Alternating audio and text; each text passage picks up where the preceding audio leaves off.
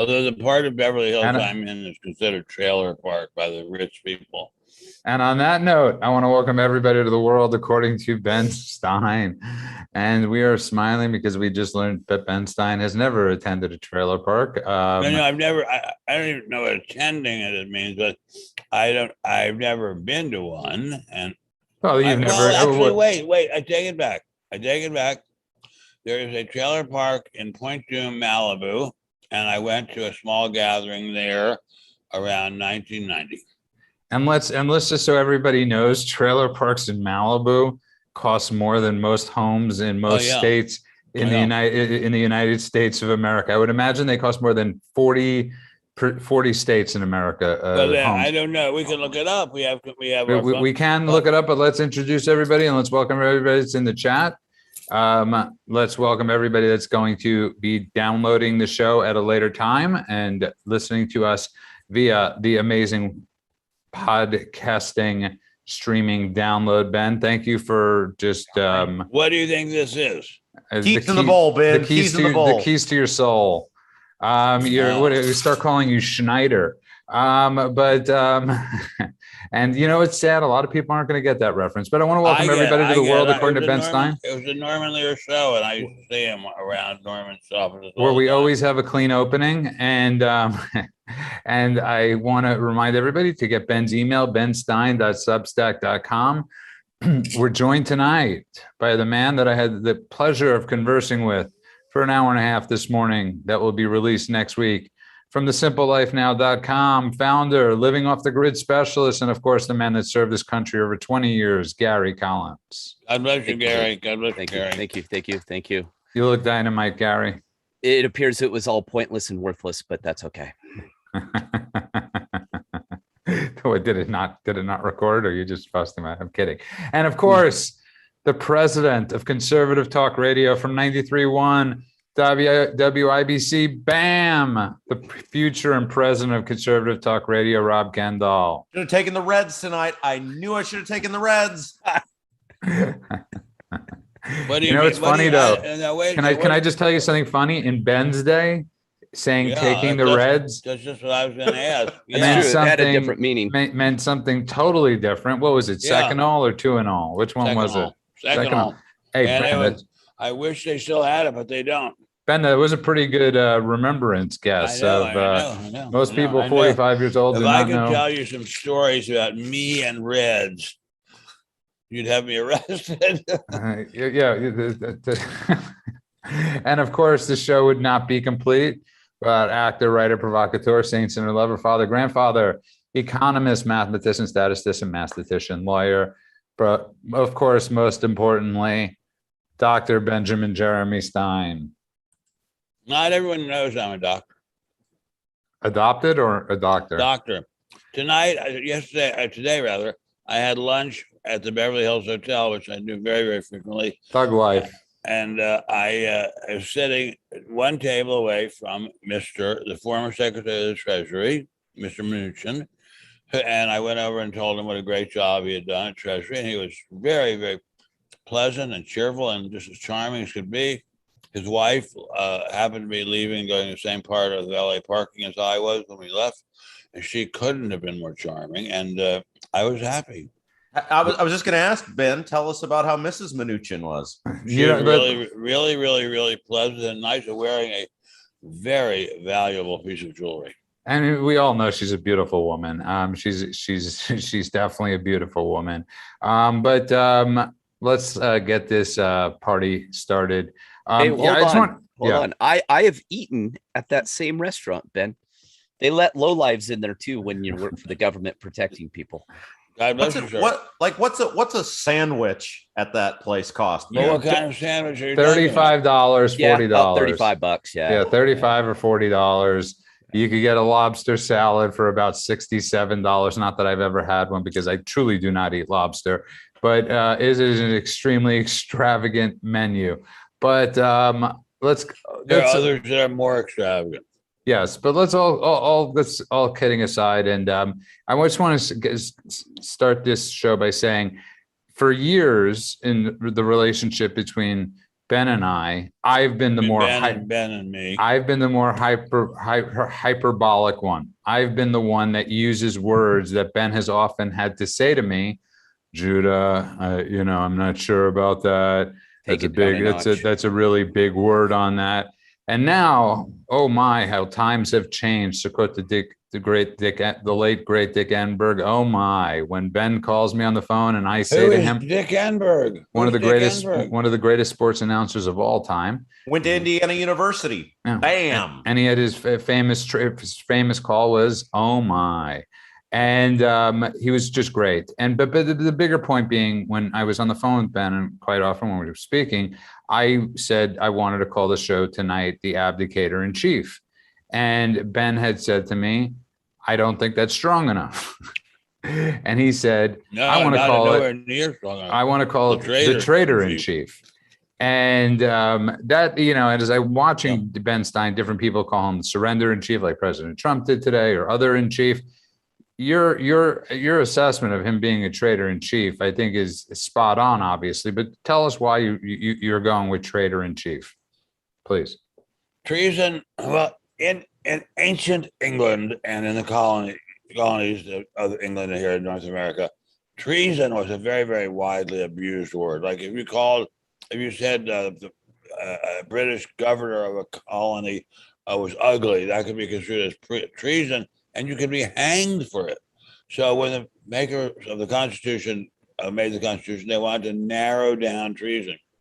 Treason shall consist of giving aid and comfort to the enemy in time of war. That's it. I don't think I have ever seen a president do anything like that, although Jimmy Carter certainly came close. Obama came close. But Mr. I can't even bring myself to say his name. The person who comes from a state with a good fried chicken has actually done it by helping the Taliban terrorists to take over Afghanistan, a large country, fairly large. It's not large compared with Russia, but it's large. And helping them take it over, arming them beyond imagination. That, by the way, Mr. Trump had a big part in that as well. And bragging about it and saying it was the right and logical thing to do, and history would prove him right. He has humiliated the United States. He has made us a laughingstock in front of our allies. He has spat upon the graves of the men and women who died fighting for us and for our freedoms and for the Afghan people's freedoms in Afghanistan. He has sent Afghanistan back to the Stone Age in terms of the rights of its people, especially its women and girls. And he has gotten away with it because the one-party media, although they will occasionally say something bad and have some critical cartoons, basically lets him get away with it. If Trump had done this or anything like this, even the most remotely like this, the country would be ablaze. So you raise a very good point. And the country, the news media, other than something I disagree with, but the media is trying to ask questions. They're now learning that they've set a precedent that they can ask questions because they let this jackass go for a year without questioning anything. And now every time he comes to whatever it is that he's coming to speak to, he just dodges off. And he gets, as you say, the main point is he gets away with it. Yeah. He doesn't respond to the press at all. He just treats the press as the lackeys they are, and he gets away with it. And I was just talking earlier tonight to one of the smartest people I know on this planet, Russ Ferguson, very, very super smart lawyer in North Carolina. And he was saying their goal is nothing less than to destroy the Constitution. And I have been saying that for a long time. They do not like the Constitution. It gives too many rights to individuals. They want a new America on the Soviet model where the one-party rule takes charge of everything and orders that anything it wants done is done. American Constitution, too much oriented towards individual rights. Gary, let me ask you this question. I am sure there, as we're pulling out troops already, before the deadline, because there's nothing smarter than pulling out troops before a deadline. And while American citizens, or thousands of them, are still stranded, not to mention the people that helped those American the troops for over 20 years. Can you see us coming to a point where the troops say, fuck it, where the troops say, you know what, we're not listening to these orders. We're here to protect these people.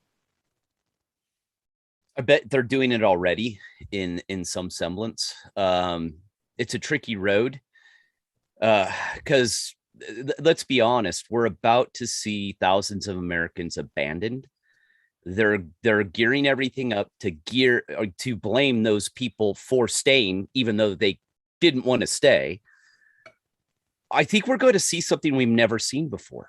And as I said in Saturday's episode, they're going to leave it up to civilian organizations to pull Americans out.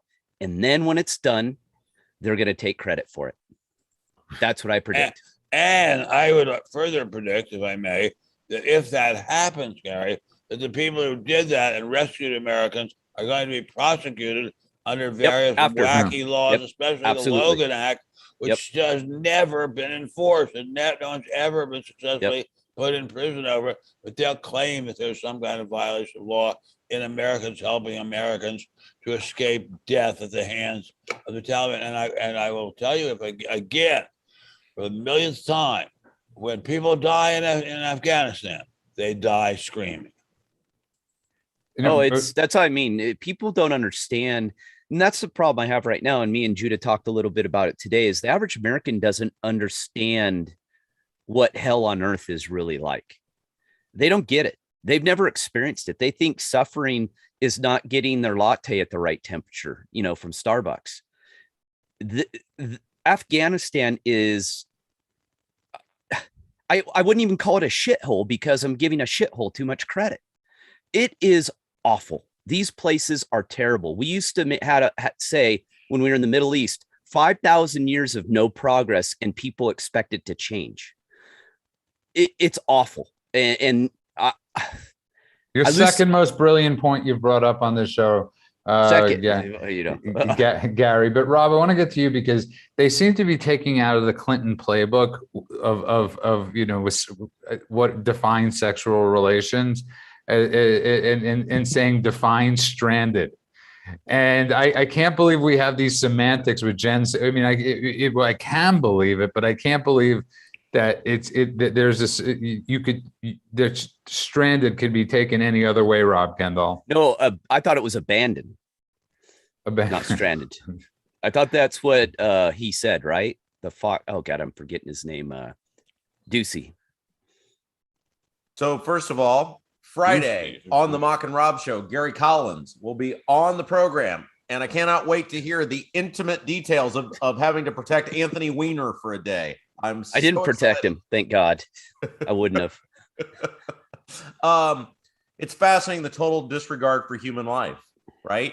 I mean, that is the general theme out of this, is that Biden has told all of those people over there, be they American citizen or American ally, you can go F yourself. If you get out, fine. If you don't get out, fine. I don't care. And we've known that about the Democrat Party for a long time, right? Their total disregard for human life. And he's making the egregious mistake of saying it out loud, which is why the new poll that came out today shows that his support has cratered. I'm shocked. The media has actually done a fairly decent job of covering this. And think about if they'd have actually done a decent job of covering him the past year and a half, he never would have been president to begin with. But think about what his approval rating would be. It shows how the media has been a mouthpiece and an arm of the Democrat Party, and they have enabled everything we're seeing in this country and around this world right now. Well, I think we have discussed that a great deal, that the Democrat Party and the media now constitute the fourth and most powerful part of the government. The Article 1, Article 2, Congress, Article 3, courts, now Article 4, media, and that media especially links up with the Democrat Party. But as you say, to some extent, it is falling apart. But if this doesn't keep it falling apart, if the sight of America going hat in hand and begging for terms with the Taliban killers, mass murderers, rapists, then nothing is going to stop him. I mean, then it's all garnished, as we Jews say. There's the end is here. The fact that the head of the CIA was sent on an American plane to beg the head of the Taliban to let us leave, that's an incredible humiliation. It's unbelievable. It's as if once we crossed the Rhine and the Fuhrer was down to his last reserves, launched an attack, not the Battle of the Bulge, but something less. And Roosevelt said, okay, you know what? You're right. We're going to leave. Well, he's right. We're going to leave. This is incredible. We've never seen this happen before. America, this wonderful friend of mine, whose name is not important, very smart woman, said to me, how can America lose a war in the 21st century? It can lose a war if the chief executive wants it to lose a war. And I also, I think the rest of the world is asking that same exact question, Ben Stein. The fact that other world leaders, or many of our NATO allies, are going to. I don't believe Russia's in NATO anymore. I know they're not in it at all. But they were taken out of the G8, hence being the G7. That they are going to Putin and asking him for help in that region. That part that we've abdicated our role in the world so quickly. 7 months, Ben Stein, and 3 days. The United States has abdicated their role of world leadership. Now, here's my question for you, because I do agree with you 100% on, and I ask this to everybody, but I go to Ben first. I agree with you. I think Biden is evil. I do. But everything that he's doing, the words that mainstream reporters, and I'm talking about Richard Engel for NBC News and all these different people, they're saying he's got no affect. They're saying it's like he's got no affect. It means like when he comes out, he's got nothing. He simply, it's like he's talking into oblivion. Well, it's interesting because Tucker said months and months and months ago, before the election even, I think, Biden is a hologram for the real powerful leftists inside the Democrat Party. And I think that's true. Absolutely. I agree with that 100%. And it's almost like, Ben Stein, they're saying, let's walk grandpa out of the nursing home for about 15 minutes. Let's pray he doesn't say anything stupid. And then let's turn grandpa around and get him back in bed. Because the fact, Ben Stein, that he can't answer a simple question is I mean, let's be real. I mean, it's either absolute evil or he's seriously got dementia, and they're going to ride this horse as far as they can, Ben Stein. Well, what I keep saying, and I hope the various lawyers in this room or watching this will understand this, is that when a person is so negligent that the things he or she does are bound to cause certain effects, even if the person who's doing these things or not doing them didn't write down in something saying, I intend for these effects to happen, he or she is held to intend these effects. Extreme negligence that can only lead to certain very bad results is held to be the equivalent of intent. And clearly that is what's happening, or else it's just plain intent. A very, very smart friend of mine, very, very smart woman, I said to her, I wonder if he's a Soviet agent. Of course, there's no Soviet Union anymore. Ha ha. But there's she said, Chinese agent. And I think there's something to that. I mean, where's all the money pouring into him from? China. And maybe he is a Chinese agent. Yeah, but part of it too is this guy's whole life he's been wrong on foreign policy. I mean, every major decision he's made on foreign policy as a United States senator, for the most part as a vice president, and now as a president, has been completely wrong. I mean, he's just grossly incompetent. The guy couldn't run a Wendy's for a week, and he's running the most important, greatest country in the entire world. So are we really surprised that every decision he makes is complete crap? I know, but the point is, and I agree, it's a narrow line that we're talking about crossing.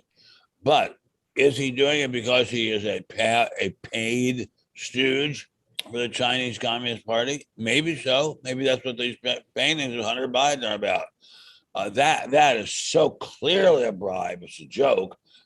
But or is he just a really incredibly incompetent human being?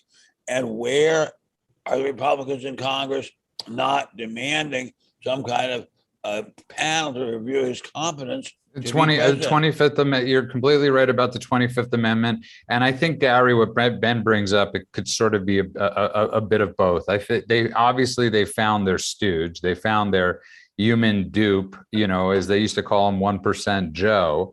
And they've managed to get him in there. They made a fatal flaw of putting a woman that cackles worse than Hillary Clinton.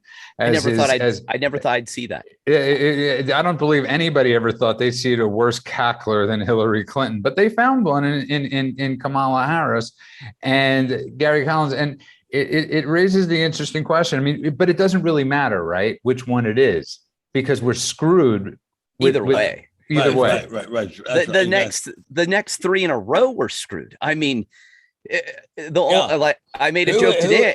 Terrible. There's no hope. There's no hope. I made a joke today. I hope the asteroid gets a direct hit because we need a reboot.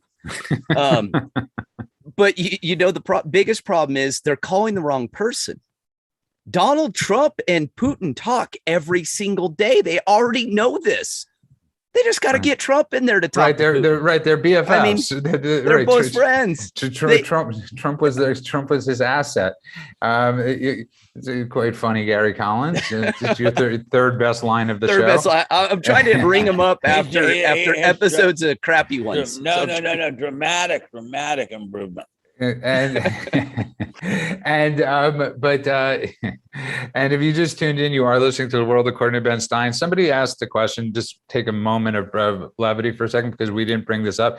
And Ben, did you ever meet Jackie Mason, who just passed away? Yes, I did. And you don't know where I met him? Somebody asked in the chat. That's why I'm asking. At the Friars Club.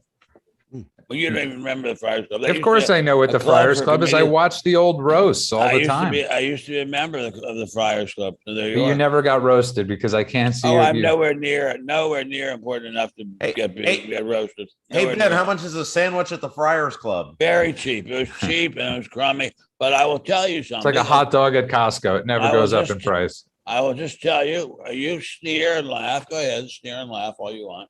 The pool at the Beverly Hills Hotel has unbelievably great looking girls coming in and out of the pool. Yes, it does. Incredibly great looking.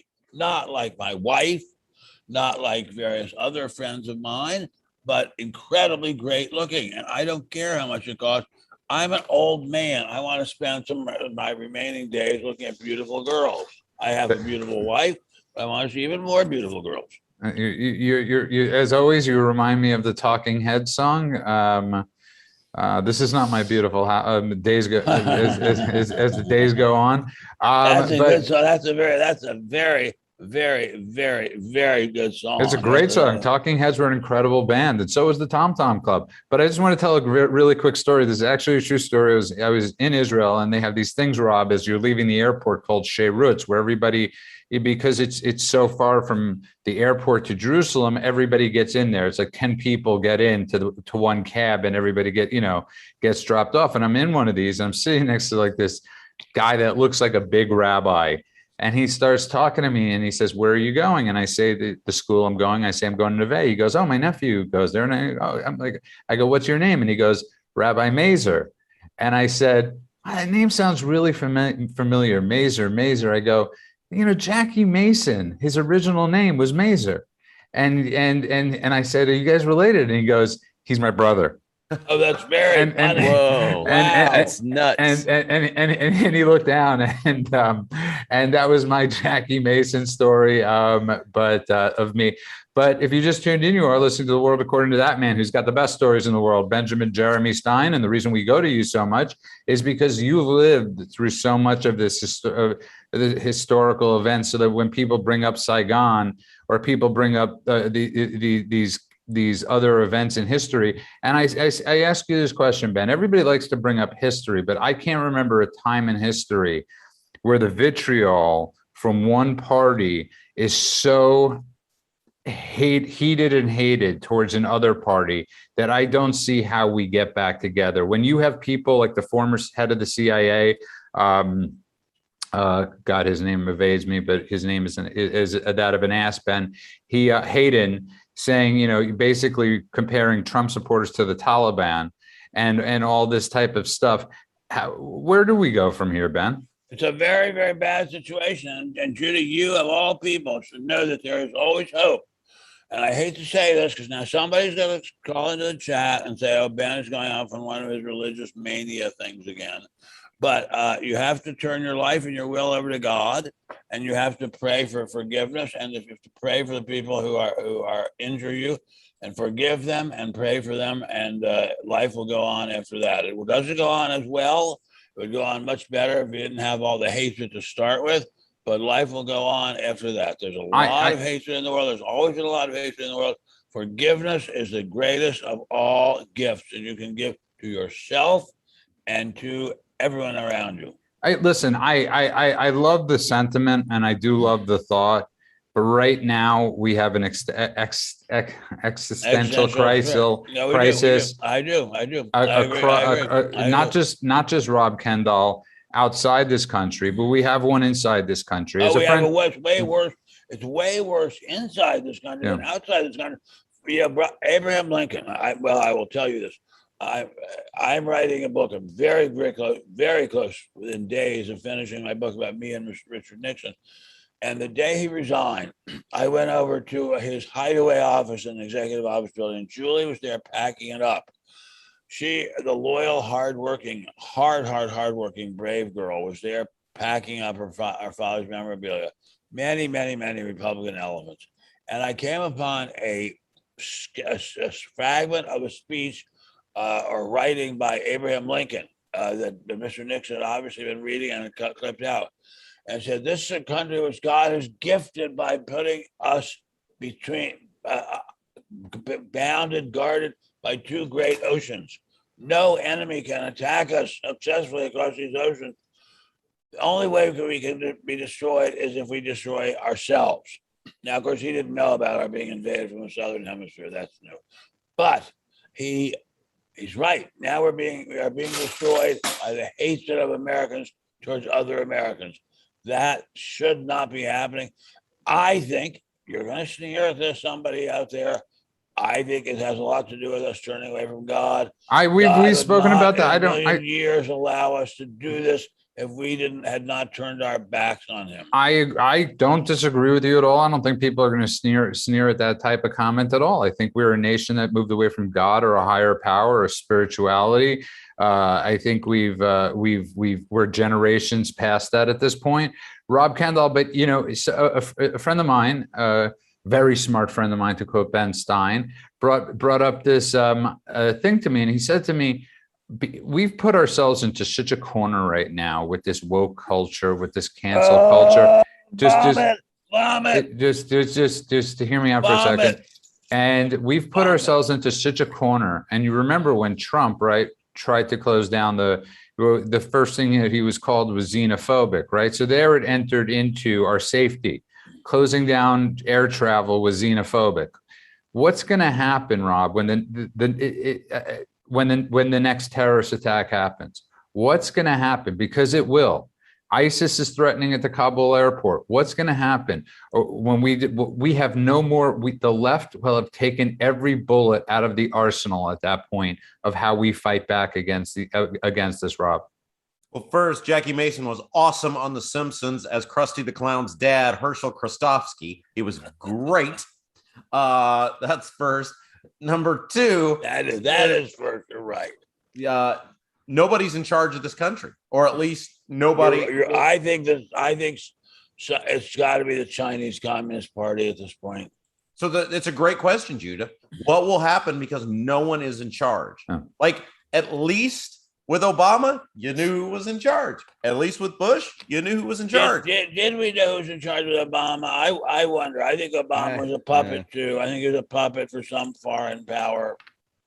I think he was a puppet for this foreign power, Ben. As you brought up, where there's no bigger existential threat than the threat in the United States and the threat of his teachers, the people that he looked up to, of the Chomskys and and the Saul Alinsky's and the Weather Underground people. So he was nothing but a puppet and a stooge of those. Sorry, Rob, go ahead. Well, no. I guess my point is, what I'm saying is somebody was going to speak, and regardless of who they were speaking for, someone was going to speak.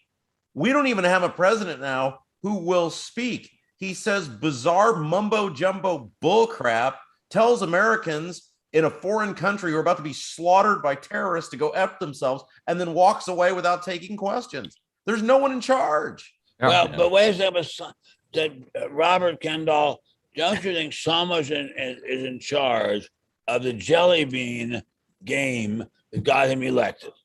That was some jelly bean game that out of nowhere in the middle of the night. You mean jelly bean? Right, jelly beans that were being counted. They were being counted. There were a lot of green and red jelly beans, and suddenly those disappeared, and the blue jelly beans started being counted, and so that was the problem. And if somebody had to be in charge of that, I'm not a conspiracy theorist at all, but here I think Ben, it's not a conspiracy theorist when it's out in the open. By the way, what's that company, the Jelly Bean Company, the really big one that became the Jelly Bellies, right? Bellies, yeah. They do make for 4th of July, they do make red, white, and blue jelly bellies. So let's, we'll use the jelly bellies from they took the they counted the whatever, it doesn't matter. But Gary, I ask you that question next. You, somebody that served this country, somebody on details and all this stuff. What's going to happen when that event does happen? That probably makes 9/11 look like nothing. Oh God, let's pray. They're going to blame it on climate change. They're going to. Oh my God. They're going to blame it on white supremacists. They're going to blame it on xenophobia. It's going to go around the horn. They're going to walk away and say we had nothing to do with it, just like they always do. Right now, Congress is getting ready to subpoena Republicans in Congress because of January 6th and get their phone records. What I'd like to know is, does anyone know about that? That's utter bullshit. That surely is not allowed. That surely is not allowed. Oh no, they're doing it. They're doing it. The courts in this country are so ballless that they might allow it. But Ben, you just said it yourself. Anything when it comes to the courts is possible. I know, it's shocking. The courts have simply abandoned their responsibilities and become further agents of the Chinese Communist Party or whoever is doing this. Something is desperately wrong here. The fact that we are punishing these sightseers who walk through the Capitol doing no harm at all and cannot bring ourselves to even investigate where the virus came from, cannot bring ourselves to investigate why it is that we allowed a certain kind of jelly bean to be counted 2, 3, 4 times in states where there didn't happen to be any jelly beans to start with. What are we doing about that? Look at what just happened in California yesterday, right? So they found that they pulled over a guy who had 300 jelly beans in his car. He had he had drugs and he had weapons in his car. How did he get a hold of 300 jelly beans, you ask? And I am sure some nursing home it could be a SAG nursing home for all I know. He went into a SAG nursing home. Rob, there actually are quite a few SAG nursing homes. No way. Yes. No, there's only one. No, I thought there used to be quite a few. No, there's one. Are you sure? I'll be there soon, I'm sure. But yes, I'm sure they went into some nursing home and stole 300 jelly beans, telling the people whatever it is. And this is, this is how do we fight this, Rob Kendall? So this leads me. There was a question for Ben from the Peanut Gallery. My dad is, of course, a gigantic Ben Stein fan, and he said, please ask Ben if he believes jelly bean stuffing could have an impact on the amount of jelly beans that go for Larry Elder in the upcoming jelly bean counting. Without question. Larry Elder is by so much the most well-qualified candidate for governor that we have seen since Ronald Reagan. That's a joke. It's just a joke. He's an intelligent, fine man of the highest possible moral character. He is being slandered and smeared like there's no tomorrow. And I have no doubt that the cheating on the jelly beans has already started in a big way. And it's tragic because this is a man who could have been a great governor, but the counting will undoubtedly be influenced by the sweet tooth, let us say, of the jelly bean counters. But it's shocking. And I'd like to go back, if I could, to something we were just talking about. The trust of this country in the Congress has been demolished in the last few years by their ruthless, meritless, psychopathic attacks on Donald Trump. The trust of this country in the FBI has been demolished by various FBI tactics to attack supporters of one particular party. Trust in the CIA, same thing. This is a very serious matter. The institutions of this government are being attacked and humiliated, and I think that's on purpose. I think that the goal is that within a few years, there's not going to be a constitution. After all, they're going to say, well, the constitution was drawn up by slave-holding white men, so it's valueless and let's throw it away. Instead, look at the Soviet model. And it's also a major form of disenfranchising voters. And they know that, Gary Collins. I'm looking at my ballot right now, and obviously I'm going to fill it out for Larry Elder and recall Gavin Newsom. But my biggest fear is, where do I put it? Do I put it in the mail, which I don't trust? Do I put in a ballot box that I don't trust? Do I go to one of the other sources that I could, where you could actually go in person, that I don't trust? Not because they've ever done anything wrong with the ballot counting, because they never have. And Gary, I myself am becoming like disenfranchised and scared, because this is the one time in California, in my recent memory, I mean, obviously with Gray Davis getting recalled, but in my memory, that actually a Republican can win. That Larry Elder, if all the jelly beans are counted correctly, really has a chance, Gary. And their biggest hook now is people becoming disenfranchised. Well, California can make history by electing the first white supremacist. So it could get really white interesting. Supremacist who's black. Yes. Who's black. It's the most amazing. Anyone with any brain cells left in their empty skulls who can't figure that is complete, utter nonsense in California, they are literally calling a black guy whose both parents grew up in Compton, from Compton, a white racist. I mean, you can't make this stuff up. And that tells you, though, they're running scared. They're realizing, we're in trouble. And that guy getting caught with those 300 jelly beans was kind of a tip, right? Say, they're still playing the game, and they're playing it dirty, because that guy, that jelly bean transporter, let's call him, he was no angel. This was a rough customer. So this tells you how deep the jelly bean corruption goes. It's pretty deep. It's going to get interesting. And this is going to be, I want to hear what Ben thinks. This is going to be kind of a temperature check of where they're at in the game. Because if Gavin Newsom escapes this and does it rather resoundingly, it's actually a good, Ben. Wow. That's actually a really good question. Yeah, I don't see how the jelly bean counters can possibly let a Republican win. I mean, they're so far down the road now towards a one-party state that they cannot have a two-party state any longer, and we're going to see some evil things on the way to a one-party state. It's a very scary situation. At least I don't know if it scares you. It scares the hell out of me. Hey, Ben, are you surprised at how poorly Caitlyn Jenner did? Well, I don't really know Caitlyn as much as I'd like to, but I'm not surprised. And on that note, if you just tuned in, you are listening to The World According to That Man, Benjamin Jeremy Stein. I mean, I've met him at a few parties, but otherwise. Did you meet Bruce or Caitlyn? I don't remember. I'm sure it was Bruce, since Ben hasn't been to one of those parties in quite a long time.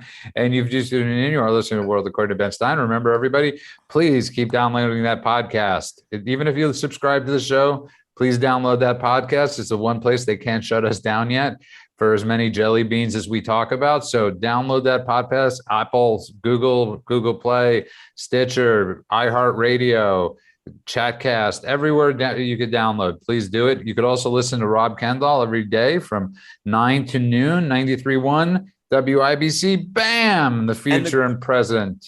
The great thing about terrestrial radio, I can still say what a jelly bean is a jelly bean. For now, because that they have been trying to end terrestrial radio and talk radio for years.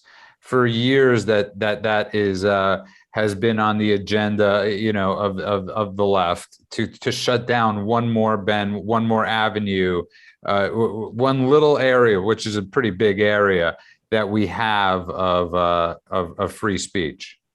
Well, they cannot live in a world of free speech, because if there's free speech and real discussion of the issues and real discussion of what people's plans are to solve the problems of the country, then obviously the Democrats cannot win, at least not on a consistent basis. So that can't be allowed. The incredible cunning of the Saul Alinsky's and all these other similar cunning leftists of using racism to be the prying tool that pries open the America and says, look, it's an evil, evil country. That is so incredibly cunning, because they couldn't do anything else. America is such an incredibly great country. It's so incredibly, wonderfully great, so fabulously, miraculously, incredibly, breathtakingly great. But racism in the past was a real thing. So let's attack America that way. That was their incredibly clever tool. And Americans are so badly educated that they swallowed it hook, line, and sinker. And I want to get to this too, because I brought this up with Gary today, and everybody knows the number 2 pencil, right?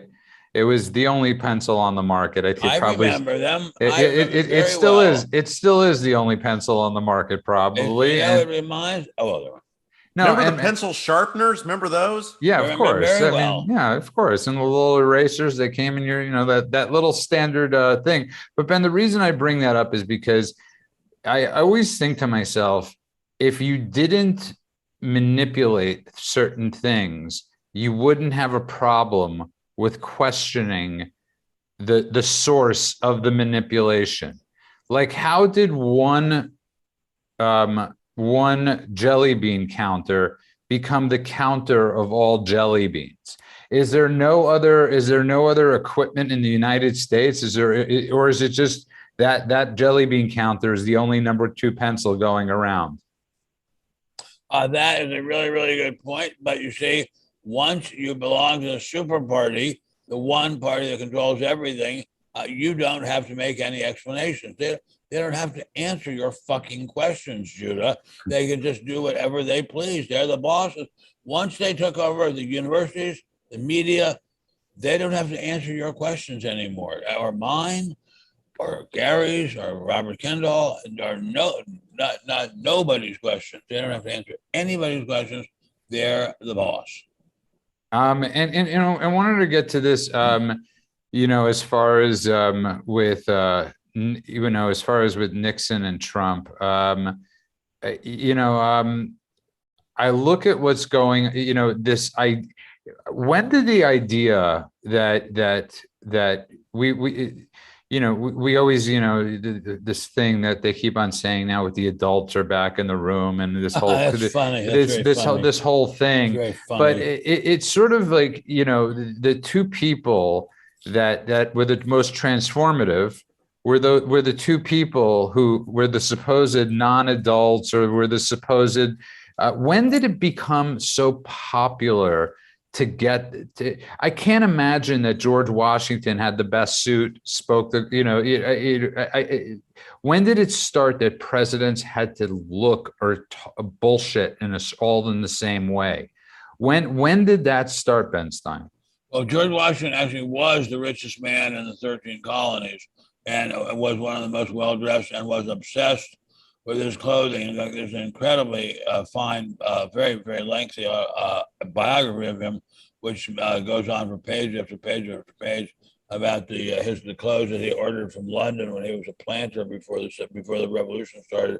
But I think at some point, the media simply said, we're in charge, and we don't care what the truth about anyone is. I mean, look, if the media really were at all honest, they would look at the record of a person like our current president. They would say, look, this guy was last in his class or close to it at a law school that very few people have even heard of.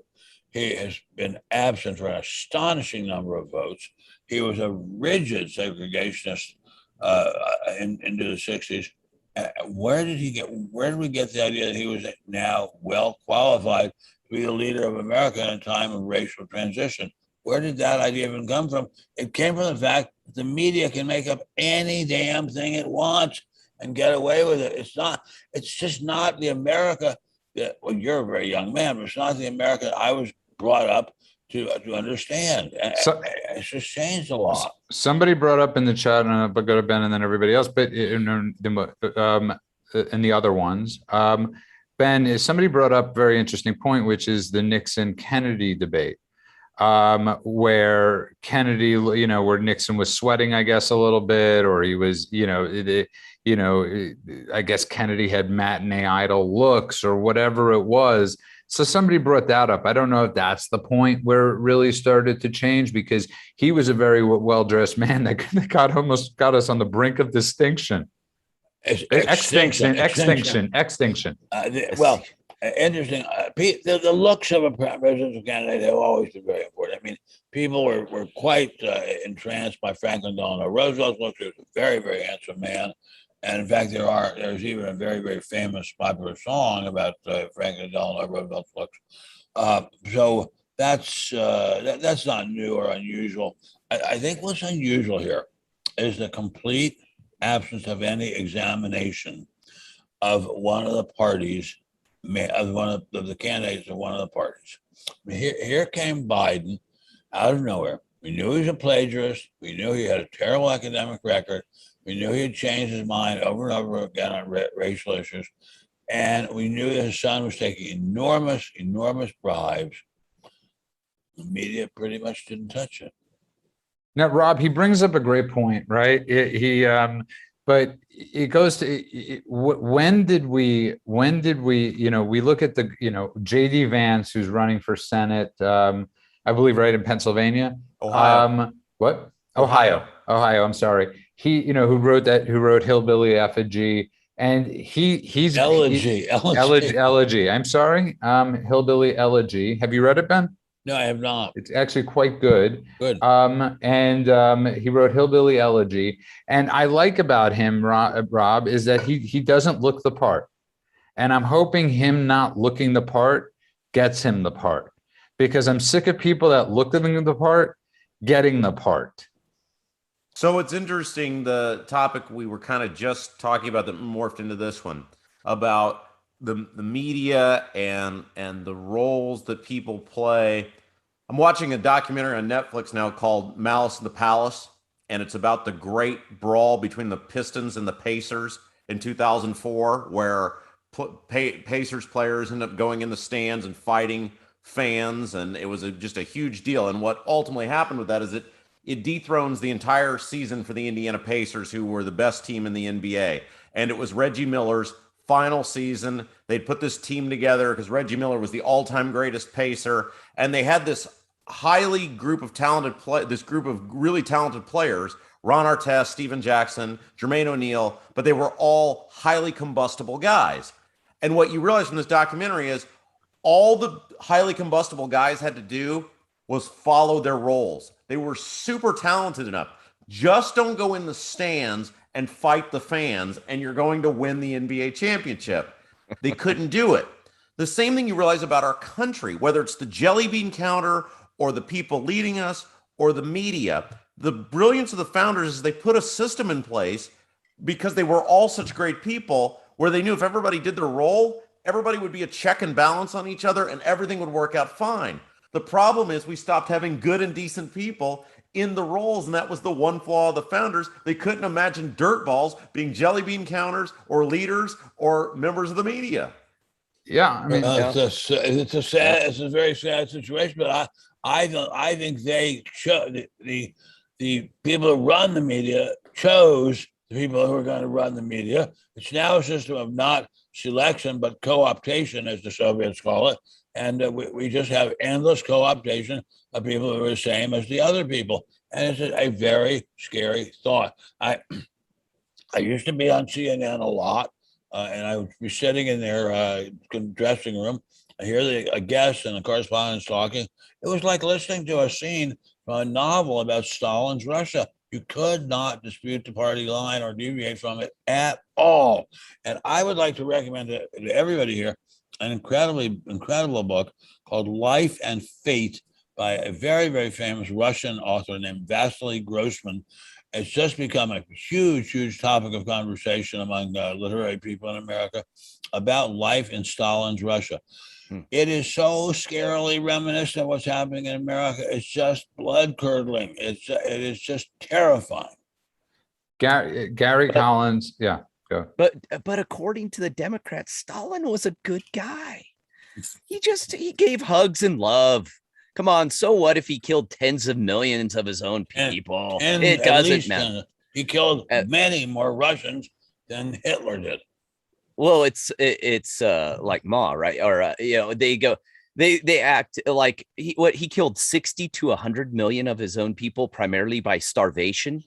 And you got people wearing Mao hats and shirts and praising how great of a leader in communism is, and you go, damn, you dumb. You're going to be the first one in line to get your head lopped off because you're so stupid. But yeah, this was given to me at Yale, where we had liveried waiters at breakfast, lunch, and dinner in uniforms feeding us off very fancy china. This was given out at Yale. Okay, and I want to bring something up because people, somebody brought this up in the chat, and we have to stop with this argument. We've discussed this on the show and where we've debated it, but it can't be as bad as Biden is.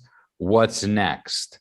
Because Ben Stein, it's bad, and we're seeing the what's next. Okay, so we're past the point of Biden's bad. What's next? I don't care what scorched earth policy the House, the Congress should do, but it should be scorched earth on this guy because I am scared to death of what's next.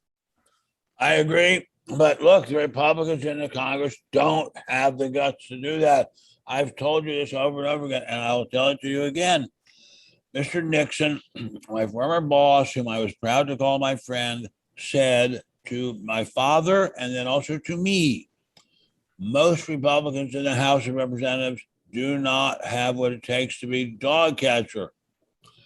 And I'm afraid we're seeing something of that. Occasionally I'll hear some Republican interviewed on Fox or Newsmax, and that person, man or woman, will be wonderful. But generally speaking, where are they? Why aren't they right now demonstrating in front of the White House, along with the Afghan Americans, and demanding that Bush do something? Demanding that Biden do something. We have quite a number of Afghan Americans in America. They're demonstrating for their beloved country. Why can't American Republicans join in with them? And Rob, it's an it's an interesting question, but I really think in their plotting of putting Biden in, that was one of the plans they had. Was they put in this person that everybody would say, well, he's bad, but imagine if you get rid of him, what could be worse? It's sort of like, and let's be real, this is how they think. They're major strategy people. Obviously, never let a good go to waste. So I really believe that they put him being in there sort of took away that thing of, well, what could be worse? And we're seeing worse. And I think, Rob Kendall, we're going to see worse.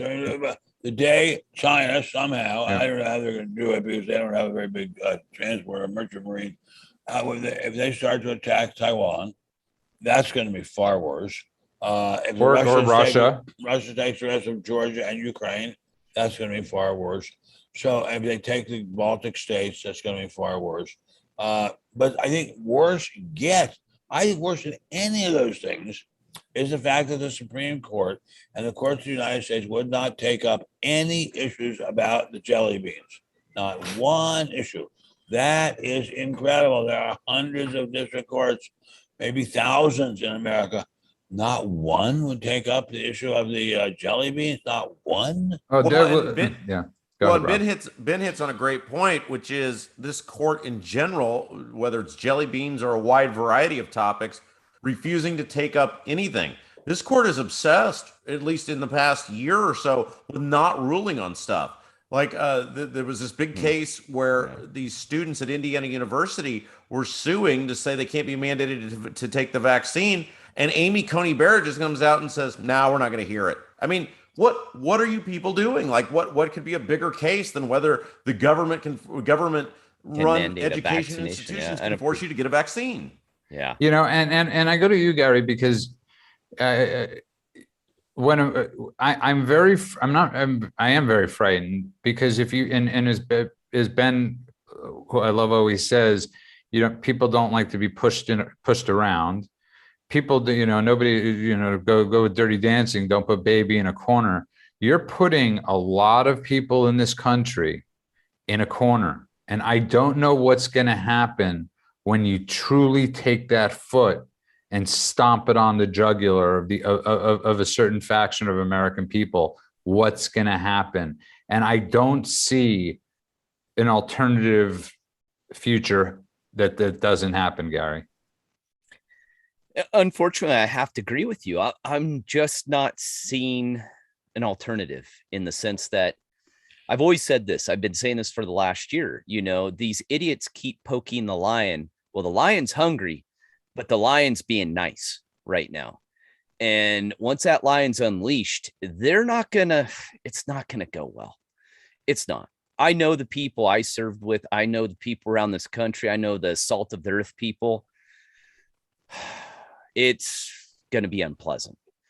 And I just wish these people would wake up and stop this bullshit and realize you live in the freest country known to man. You are destroying it. You are screwing it up. But when push comes to shove, you will be taken care of. And don't do it. That's all I can say. Don't do it. I think the best plot, like we talked about today, or the best way to go to avoid all this, is a separation of the states. And I've been saying this for a long time too, is these Republican states need to stop sucking on the tit of the government. Stop it. Stop the funding. Say, we don't need your money for our roads. We don't need your money for our education system. Get out of your state with your federal dollars. We don't want it. We don't want to have to listen to you. That's what makes America great, is the states, the separation of states, that you can vote with your feet. You can go to a separate state, which is almost its own country within itself, right? I think that's where we're going, is that you're going to have a separation of red and blue states. To me, instead of us slaughtering each other, I think the best move is smart people go, we're just going to live in the red states. The blue states will implode. They will absolutely eat each other alive. They will go down the tubes. Let them. When it's nothing but smoking rib cages and scorched earth, we can go back in and go, you see now, you dumbass? Okay, now we'll fix it. Okay, Yeah, so I'm afraid that's an interesting hypothesis, Gary, and It's I like interesting. hearing it. But I think know. more likely, the people who have turned the Democrat states into hellholes will move to the Republican states and turn them into hellholes too. that's exactly what I was going to say. And Ben, as we're running out of time, I want to ask you this: I hate thinking about our future like that. And I agree with you on the whole prayer thing. I don't see after what's been done in 7 months and 3 days, I don't see a healthy prognosis. I don't see a civil way out of this absolute mess in America. and this absolute chaos that's going to be caused outside of America. I could be wrong. I just don't see it, Ben Stein. Well, we have often not seen it. That we didn't see it at the beginning of the Civil War. Then 800,000, or various different estimates of the number of deaths, 600,000 to 800,000 more dead, roughly dead. That later we did see it. So I could imagine there being a really serious amount of bloodshed in this country. But let us pray that it doesn't happen. Let us pray. Of course. I really think we have got to turn.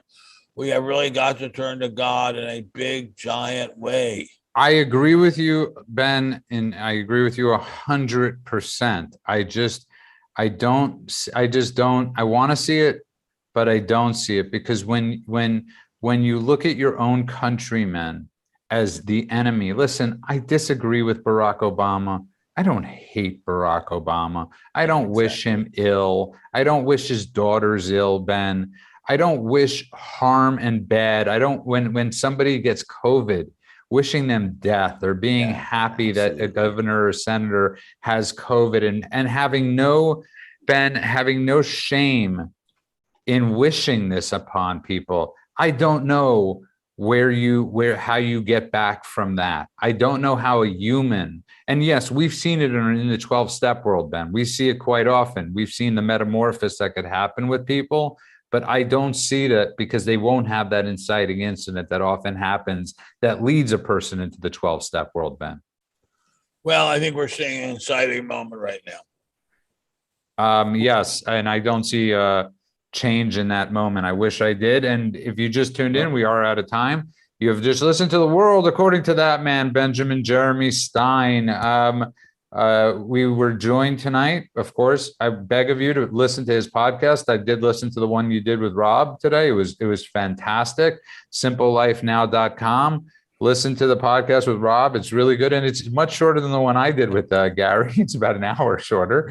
And of course, if you listen to the Mock and Rob show every day from 9 to noon on WIBC, BAM, the president and future of Conservative Talk Radio. You can hear Gary on Friday at what time, Rob? 11:45. And of course, all the secrets and intimate details of the life of Gary Collins. And of course, you could listen. We please keep downloading the episodes of The World According to Ben Stein. We are greatly appreciative of the numbers. They've really been growing exponentially, and it makes us happy and it brings us joy. Comments bring us joy, and we appreciate the comments, even though some of them do get cut out. We don't delete your comments on YouTube. That's YouTube deleting your comments. I am not deleting. Nobody is deleting your comments. That is YouTube. You could also get us at benstein.substack.com, where no comments get deleted, and you get inside info on if we have it, on things Ben's thoughts, future shows. But also, when Ben's new book comes out, we'll have some special things for Ben's new book about Richard Nixon. And it will probably be the greatest book about Richard Nixon ever written. And you could find Ben at spectator.org, his daily diaries. And as always, I say, please throw a few shekel. The spectator.org's way, the American Spectator, they've been around for years, and we hope to keep them around for years. And of course, you can find Ben sometimes on Newsmax and his column in Newsmax. And of course, on The World According to Ben Stein. Who's luckier than us that we get Ben Stein? We get America's humble servant and America's teacher, a man that God bless you. walks the walk and talks the talk. And on that note, Ben Stein, please take us out. Well, I'm sad to tell you that Charlie Watts just died. So in honor of Charlie Watts, let's drink to the hardworking people. Let's drink to the salt of the earth. Let's drink to the laboring millions who dig the ditches and who still till the earth. Well, I don't remember the rest Save of it. a prayer for the common foot soldier. Say a prayer for his wife and his kids, or something like that. I don't remember. It's a beautiful song. Beautiful song. To song. think that Charlie Watts is dead is really, it makes me feel very old, and God bless him. He was a great entertainer. And God bless you all. We will see you Thursday night. Have a great couple days, everybody. God bless you. Stay safe. And as Ben said, let's pray. Let's pray for the people in Afghanistan. Let's pray for the people in America, because they need our prayers tonight more than anything. They need our prayers. They need to know they're not alone. And prayer works and prayer works wonders. yes, it does. Everybody have a great night. We